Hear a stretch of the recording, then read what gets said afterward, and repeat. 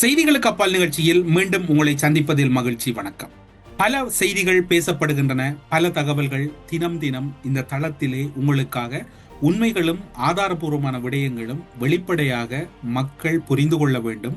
மக்கள் யார் யாரை அறிந்து கொள்ள வேண்டும், மக்கள் யார் யாரை விலக்கி வைக்க வேண்டும் அல்லது வெளியேற்ற வேண்டும், மக்களுக்கான அரசியல் அல்லது மக்களுக்கான களம் எப்படியான வகையில் புனிதமாக இருக்க வேண்டும் என்ற அடிப்படையில் பல தொடர்பான உண்மை தகவல்கள் இந்த தளத்தில் உங்களுக்காக பேசப்படுகின்றன.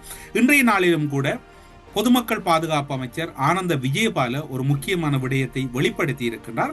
அவை தொடர்பான தகவல்களுக்கு மூல காரணமாக இருந்தது என்ன என்கின்ற விடயங்களும் கூட இன்று மிக இரகசியமான முறையில் பேசப்படுகின்றன. விசாரணைக்கான முலாமிட்டது அல்லது விசாரணைக்கு தளமிட்டது எது என்கின்ற ஒரு தகவல்களும் ஆங்காங்கே பேசப்பட்டிருக்கின்றன, வெளிவந்திருக்கின்றன. இப்போது ஆனந்த விஜயபால் அவர்கள் ஒரு தகவலை வெளியிட்டிருக்கின்றார். ஈஸ்டர் தாக்குதல் சம்பவம் தொடர்பில் முன்கூட்டியே அறிந்திருந்த பிள்ளையான் என அழைக்கப்படும் சிவனேசதுரை சந்திரகாந்தன் தொடர்பிலான தகவல்களை நீதிமன்றத்திலே சமர்ப்பிக்கப் போவதாக பொதுமக்கள் பாதுகாப்பு அமைச்சர் இன்றைய தினத்திலே உறுதிப்படுத்தி இருக்கின்றார். ஊடகங்களுக்கு கருத்து வெளியிடும் போது அதனுடைய பின்னணிகளையும் அதனுடைய உண்மைத்தன்மைகளையும் தேடிச் சென்ற போது நீதிமன்றத்தின் ஆலோசனைகளை மற்றும் சட்டம் அதிபரின் ஆலோசனைகளின் பின்னர் மேலதிக விசாரணைகள் இடம்பெறும். நாங்கள் உங்களுக்கு இதே தளத்தில் குறிப்பிட்டிருந்தோம். சட்டம் அதிபரின் ஆலோசனைக்கு அமைவாகவும் நீதிமன்ற நீதி பொறிமுறைகள் அல்லது நீதி கட்டமைப்புகளுக்கூடாகவும் தான் இப்போது இடம்பெறுகின்ற விசாரணைகள் அனைத்தும் இடம்பெறுகின்றன. அவர் குறிப்பிடுகின்றார், தான் நாடாளுமன்றத்தில் குறிப்பிட்ட வகையில் தான் விசாரணைகள் முன்னெடுக்கப்படுகின்றன. ஏனைய விசாரணைகள் தொடர்பில் ஊடகங்களுக்கு தெரிவிக்க முடியாது. அதாவது விசாரணைகள் மிகவும் ரகசியமான முறையில் இடம்பெறுவதாக குறிப்பிட்டார். ஆனாலும் கூட ஆங்காங்கே எங்களுடைய புலனாய்வு தகவல்களை தேடுகின்ற போது அல்லது ஊடக ரீதியாக சில புலனாய்வு செய்திகளை புலனாய்வுக்குட்படுத்துகின்ற போது மிக முக்கியமான நெருக்கமான விடயங்கள் கிடைத்திருக்கின்றன. ஈஸ்டர் குண்டு தாக்குதல் தொடர்பான ஒரு புத்தகம் ஒன்றை பிள்ளையான் அவர்கள் வெளியிட்டிருந்தார். அந்த புத்தகம் தான் கிட்டத்தட்ட பிள்ளையானுக்கு மிக பெரும் சாட்சியாகவும் எமனாகவும் மாறி இருக்கின்றது இன்றைய காலகட்டத்தில். அந்த புத்தகத்திலே பிள்ளையான் அவர்கள் விவரித்திருந்த அல்லது வெளியிட்டிருந்த விடயங்கள், ஏன் பிள்ளையான் அவர்கள் ஈஸ்டர் குண்ட தாக்குதல் இடம்பெற்று ஒரு குறிப்பிட்ட காலத்திலே அந்த புத்தகங்களை வெளியிட்டிருந்தார், இந்த புத்தகம் வெளியிட்டதன் பின்னணி என்ன, இந்த புத்தகம் உண்மையால் பிள்ளையானால் எழுதப்பட்டதொன்றா அல்லது இந்த பிள்ளையான் இந்த புத்தகத்தை வெளியிட்டதன் பின்னணி யாரால் வலையமைக்கப்பட்டிருந்தது அல்லது யாரால் உருவாக்கப்பட்டது அல்லது யார் இதற்கான முலாமிட்டிருந்தார்கள் என்கின்ற விசாரணைகள் இப்போது ஒரு விதத்தில் முன்னெடுக்கப்பட்டு ஒரு நடுப்பகுதியை அடைந்திருப்பதாகத்தான் அங்கிருந்து கிடைக்கின்ற தகவல்கள் கூறுகின்றன. ஈஸ்டர் குண்டு தாக்குதல் தொடர்பில் பிள்ளையான் அவசரமாக புத்தகம் வெளியிட்டதன் நோக்கம் என்ன? அந்த புத்தகம் வெளியிட்டதில் பல கருத்துக்கள் அல்லது பல விடயங்கள் பேசப்பட்டிருக்கிறது என்றால் இந்த விடயங்கள் உண்மையாக பிள்ளையானால் இந்த விடயங்கள் எழுதப்பட்டனவா அல்லது இந்த எழுத்துருவாக்கத்தின் பின்னணியில் யார் இருந்திருக்கின்றார்கள், இதனை எழுதியவர்கள் யார் என்கின்ற விசாரணை வரையமும் இன்னும் ஒரு புறம்பான விசாரணை வரையும் உருவாக்கப்பட்டிருக்கிறது. ஒட்டுமொத்தத்தில் உயிர்த்த ஞாயிறு தாக்குதல் தொடர்பான பல தகவல்களை அரச புலனாய்வு பிரிவினர் பெற்றிருக்கின்றனர். அரசு புலனாய்வு துறையினர் பெற்றிருந்தாலும் கூட ஒரு குறிப்பிட்ட காலங்களுக்கு மேல் ஜனாதிபதியின் தடுப்பு காவல் உத்தரவு நீதிமன்றத்திலே அவர்கள் முன்னிலைப்படுத்த வேண்டிய ஒரு நீதிமன்ற பொறிமுறை இருக்கின்றது. அதன் அடிப்படையில் ஜனாதிபதியின் தடுப்பு காவல் உத்தரவின் பின்னர் அவர் நீதிமன்றத்திலே முன்னிலைப்படுத்தப்பட போகின்றார். அதன் போது சட்டம் அதிபர் திணைக்களம் இந்த விடயங்களை முழுமையாக கையாள இருப்பதாக கூறப்படுகின்றது. அந்த வகையில் அதே காலப்பகுதியில் அங்கு ஜோசப் பரராஜசிங்கம், முன்னாள் நாடாளுமன்ற உறுப்பினர் ஜோசப் பரராஜசிங்கம் அவர்களின் வழக்கம் சட்டம் அதிபர் திணைக்களத்தால் முன்னகர்த்தப்பட இருப்பதாக கூறப்படுகின்றது. நீங்கள் யோசிக்கலாம், ஏன் பல விடயங்கள் மட்டக்களப்பிலே படுகொலை செய்யப்பட்டன, அதனுடைய பின்னணிகள் என்று நீங்கள் என்ன என்று தேடலாம். இப்போது இன்னும் ஒரு பெயர் புலனாய்வு பிரிவினருடைய அந்த வட்டத்துக்குள் உச்சரிக்கப்படுகின்றது. கருணாநிதியினுடைய மிக முக்கிய சகாவாகவும் கருணாநிதியின் முகமாகவும் இருந்தவர்தான் குகணேசன். அவர் தொடர்பில் நாங்கள் நேற்று முன்தினம் வாழைச்சேனை இந்து கல்லூரியின் அடையாளமாகவும் வாழைச்சேனை பகுதியினுடைய முகமாகவும் அந்த பகுதியினுடைய பெரும் செல்வாக்கு மிக்க கல்வி புலத்தில் இருந்த தவராசா அவர்களுடைய மரணம் தொடர்பில் குகணேசன் அவர்களின் தாக்குதல் தான் பிரதான காரணம் என்கின்ற ஒரு விடயத்தை இந்த தளத்தில் சுட்டிக்காட்டியிருந்தோம். அதன் பின்னர் அந்த விடயம் அங்கு பேசப்பட்டதா அல்லது விசாரிக்கப்பட்டதா என்று தெரியவில்லை. இன்றைய நாளில் ஒரு புதிய தகவல் கிடைத்திருக்கின்றது. மூத்த பத்திரிகையாளர் ஜி நடேசன், அதே போன்று விரிவுரையாளர் தம்பையா போன்றவர்களின் படுகொலைகள் யாரால் நிகழ்த்தப்பட்டது, எப்படி நிகழ்த்தப்பட்டது என்கின்ற விவரங்கள் தேடுகின்ற போது கருணா பிளவுபட்ட பின்னர் இந்த உடனடியாகவே இந்த படுகொலைகள் இடம்பெறுகின்றன. அந்த படுகொலைகளின் பின்னணியில் குகணேசன் இருந்திருப்பதான ஒரு தகவல் புலனாய்வு துறைக்கு பகிரப்பட்டிருக்கின்றது.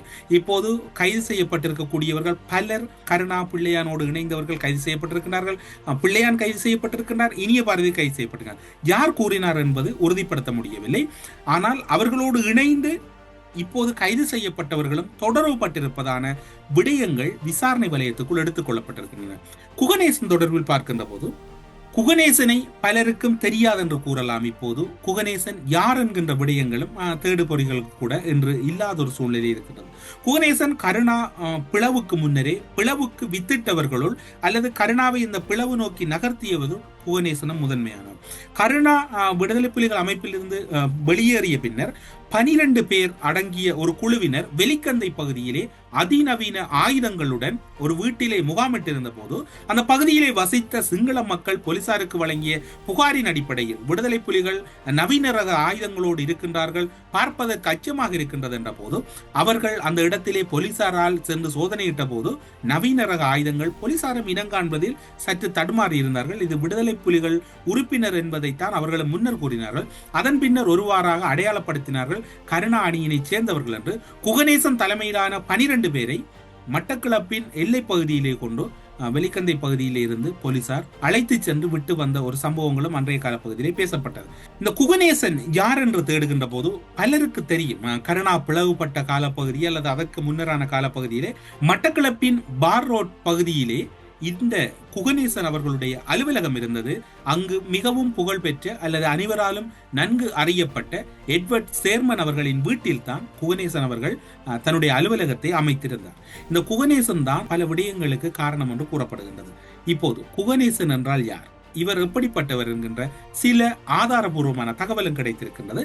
அவற்றை இப்போது பார்ப்போம். கிழக்கு மாகாணத்தில் கருணாவால் நியமிக்கப்படுகின்றார். விடுதலை புலிகள் அமைப்போடு இணைந்திருந்த காலப்பகுதியிலே குகணேசன் அவர்கள் கிழக்கு விடுதலை புலிகளின் முதலீட்டு மற்றும் நிதி கட்டமைப்புகளின் முதன்மையான அல்லது முக்கிய பொறுப்பிலே கருணாவால் நியமிக்கப்படுகின்றார். அவரின் கீழ் ஒரு பணியாளராக கம்சன் என்கிறவர் நியமிக்கப்படுகின்றார். இந்த கம்சன் கருணாவுக்கும் இடையில் ஏற்பட்ட ஒரு விரிசல் அல்லது கருத்து முரண்பாடு காரணமாக கம்சன் அவர்கள் வன்னிக்கு கிழக்கு மாகாணத்திலே இருந்த தகவல்கள் அல்லது கணக்கறிக்கைகளோடு வன்னி செல்லுகின்றார். அதனை பார்த்த வன்னியில் இருந்த தமிழீழ நிதி பொறுப்பாளர் தமிழிந்தி அவர்கள் மிகவும் ஆச்சரியமாகவும் அதிசயமாகவும் அதிர்ச்சியும் அடைகின்றார். இது என்ன இடம்பெறுகிறது கிழக்கில்? வன்னியில் இருந்து ஒரு பெரும் நிதி கிழக்குக்கான போராளிகளுக்கும் அங்கிருக்கக்கூடிய வேலை திட்டங்களுக்கும் அனுப்பப்படுகிறது.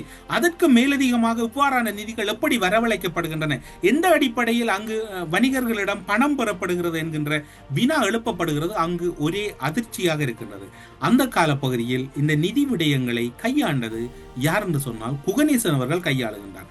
குகணேசன் அவர்கள் இருக்கும் வரைக்கும், குகணேசன் அவர்கள் செயற்பாட்டிலே தொடங்கி முடியும் வரைக்கும் அவருடைய காலப்பகுதியிலே பிள்ளையான் என்கின்ற பெயர் கருணா பிளவுபட்ட போது அல்லது கருணாவினுடைய பிளவு விடுதலை புலிகள் அமைப்புக்கும் இடையில் உச்சம் பெற்ற போது பிள்ளையான் என்கின்ற பெயரை எங்குமே தேடி இருக்க மாட்டீர்கள். கருணாவினுடைய நிழலாகவும் கருணா அணியினுடைய மிக முக்கிய பிரமுகராகவும் இருந்தவர் தான் குகணேசன். அந்த குகணேசன் அவர்கள் கெப்பிட்டி கொல்லாவு பகுதியிலே இனம் தெரியாத நபர்களால் படுகொலை செய்யப்பட்ட பின்னர் அந்த இடம் ஒரு வெற்றிடமாகின்றது. அந்த காலப்பகுதியில் தான் பிள்ளையான் அவர்கள் இயற்கையாக அல்ல செயற்கையாக உருவாக்கப்படுகிறார். அந்த கருணா பிளவை ஏற்படுத்தியவர்கள் அல்லது குகணேசன் கருணா போன்றவர்களை இயக்கியவர்கள் அந்த இடத்தை இட்டு நிரப்புவதற்கு பிள்ளையானை நகர்த்துகிறார்கள். அதில் வெற்றியும் காண்கிறார்கள். கருணா பிளவுபட்ட போது பிள்ளையான் என்ற பேர் யாராலும் அறியப்பட்டிருக்காது. பிள்ளையான் ஒரு சாதாரண நபராகத்தான் இருந்தார். விடுதலை புலிகள் அமைப்பில் முக்கிய பொறுப்பில் கூட இருந்ததற்கான எந்த ஒரு அடையாளமும் இல்லை. முடிந்தால் அதனை கருணா நிரூபிக்கலாம். பிள்ளையான் அவர்கள் முக்கிய பொறுப்பில் இருந்தார் என கருணாவின் அடுத்த நிலையில் இருந்தது குகணேசன். குகணேசனுடைய படுகொலையின் பின்னர் அந்த இடத்திற்கு பிள்ளையார் நகர்த்தப்படுகிறார். குகணேசனை பொறுத்தவரையில் நிதி விடயங்கள் அல்லது நிதியோடு தொடர்பட்ட பல விடயங்களில் கருணாவுக்கு பக்கபலமாக இருந்தவர். அதன் பின்னர் தான் பிள்ளையான் அவர்கள் உள்ளே வருகின்றார். அந்த உள்ளே வரவின் பின்னர் பிள்ளையான் அந்த இடத்தை குகணேசன் செய்த அத்தனை பணி, அதாவது குகணேசனுக்கு பிரதியீடாக எடுத்து வரப்பட்ட பிள்ளையான் குகணேசனை வழிநடத்தியவர்கள் அல்லது குகணேசனை வைத்து தமிழினத்தை ஒரு கட்டத்திலே எவ்வாறான வகையிலே சிதைக்க வேண்டும் என்று திட்டமிட்டவர்கள் குகணேசனிடம் கொடுத்த அத்தனை திட்டங்களையும் பிள்ளையானிடம் நகர்த்துகிறார்கள். அதனால் தான் இப்போது பிள்ளையான் சிறையில் இருக்க வேண்டி இருக்கின்றது. இன்று குகணேசன் உயிரோடு இருந்திருந்தால் குகணேசனும் கைது செய்யப்பட்டிருப்பார். என்றால் குகணேசனால் தான் அந்த விடயங்கள் அன்றைய காலப்பகுதியிலே முன்னகர்த்தப்பட்டது. வரலாறு தெரியாத பலருக்காகத்தான் இந்த தகவல்கள் இந்த இடத்திலே கூறப்படுகிறது. காரணம் என்னவென்று சொன்னால், கருணா விடுதலை புலிகள் அமைப்பிலிருந்து பிளவுபட்ட போது பிள்ளையான் என்கின்ற பேர் யாருக்கும் தெரியாது. அதன் பின்னர் கருணா அந்த தமிழ் மக்கள் விடுதலை புலிகள் கட்சி என்பது கூட இன்று காலப்போக்கில் அது கருணாவின் கட்சியாக மாறுவதற்கு வாய்ப்பு இருக்கின்றது. அந்த கட்சி கூட பிள்ளையானுடைய சொந்தம் அல்ல, அது கருணாவால் உருவாக்கப்பட்ட பேர் என்றுதான் அவர் தரப்பில் கூறினார்கள். இறுதியாக கருணாவுக்கு கட்சியும் இல்லை எதுவும் இல்லை என்ற போதுதான் மஹிந்த ராஜபக்ச ஸ்ரீலங்கா சுதந்திர கட்சியிலே அடைக்கலம் கொடுத்தார். குகணேசனின் இறப்புக்கு பின்னர் உள்நுழைந்த பிள்ளையானவர்களால் அந்த இடத்தை இட்டு நிரப்ப முற்பட்ட போது கருணாவுக்கும் அவருக்கும் இடையில் பிளவு ஏற்பட்ட போது கருணா அணியில் இருந்தவர்கள் பிள்ளையான் அணிக்கு தாவி அவர்கள் அனைவரையும் இராணுவ புலனாய்வு கொழும்புக்கு அழைக்கின்றது.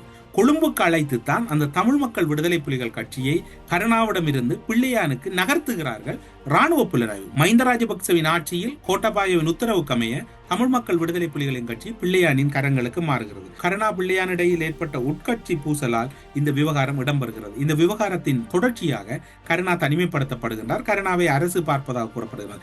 இவ்வாறுதான் கிழக்கு மாகாணத்தில் படுகொலைகள் அரங்கேற்றப்பட்டது. எப்படி படுகொலைகள் அரங்கேற்றப்பட்டது என்றால், பல மாணவர்கள் தமிழ் தேசியத்தின் பெற்றுக்கொண்டவர்கள் இலக்கு வைக்கப்படுவதுதான் அவர்களுடைய முதல் இலக்காக இருந்தது. விடுதலை புலிகள் அமைப்பில் இருந்து கருணாவை பிளவுபடுத்தியதன் முதல் நோக்கம் தமிழ் இனத்தின் வலிமையை அல்லது தமிழ் இனத்தின் பலத்தை பலவீனப்படுத்துவது. அதில் வெற்றி காண்பதில் குகணேசனின் இறப்பு தடங்கலாக அல்லது தடையாக வருகின்ற போது அதற்கு பிள்ளையார் நகர்த்தப்பட்டு வெற்றி காணுகின்றார்கள் 6 இராணுவ புலனாய்வினர். இப்போது இடம்பெறுகின்ற சம்பவத்தை பார்க்கின்ற போது பிள்ளையான், இனிய பாரதி, கருணா அல்லது குகணேசன் ஏனைய பலரை இயக்கியது இராணுவ புலனாய்வு.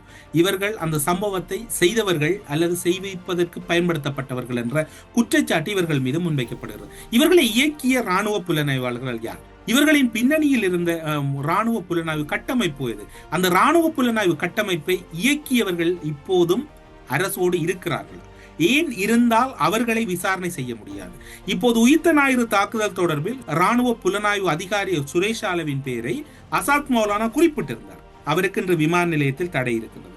சுரேஷாலை தொடர்பிலும் அவருடைய விமான நிலைய தடை தொடர்பிலும் இனி வரப்போகின்ற அடுத்த பதிவில் முக்கியமான தகவல்கள் சிலவற்றை பகிர்ந்து கொள்ளலாம் என்கின்ற நம்பிக்கையில் இன்றைய செய்திகளுக்கு அப்பால் நிகழ்ச்சியில் இருந்து விடைபெற்றுக் கொள்கிறோம். நன்றி, வணக்கம்.